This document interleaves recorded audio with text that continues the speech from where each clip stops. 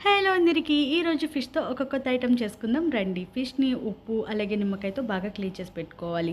వెల్లుల్లి, పచ్చిమిర్చిని కచ్చాపచ్చాగా దంచుకొని సోయా సాస్ వేసుకొని బాగా కలుపుకోవాలి. ఇప్పుడు ఫిష్‌కి దీన్నంతటిని మ్యారినేట్ చేసి ఒక 4 అవర్స్ అయినా పక్కన పెట్టేయాలి. ఇప్పుడు ఎండుమిర్చిని ఫ్రై చేసుకొని వెల్లుల్లి, అల్లం అలాగే కొద్దిగంత కొత్తిమీర కూడా యాడ్ చేసుకొని వీటన్నిటిని బాగా కచ్చాపచ్చాగా దంచుకొని దానిలో సాల్ట్, లైట్ సోయా సాస్, కొత్తిమీర కూడా వేసుకొని హాట్ ఆయిల్‌ని దానిలో వేసుకోవాలి. ఇప్పుడు సాస్ రెడీ అయింది.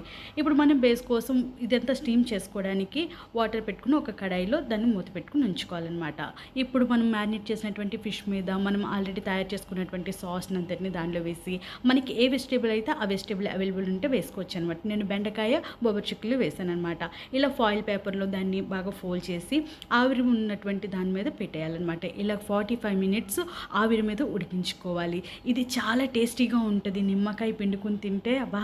సూపర్ ఉంటది. మీరు కూడా ట్రై చేయండి. ఎలా ఉందో కామెంట్ చేయండి.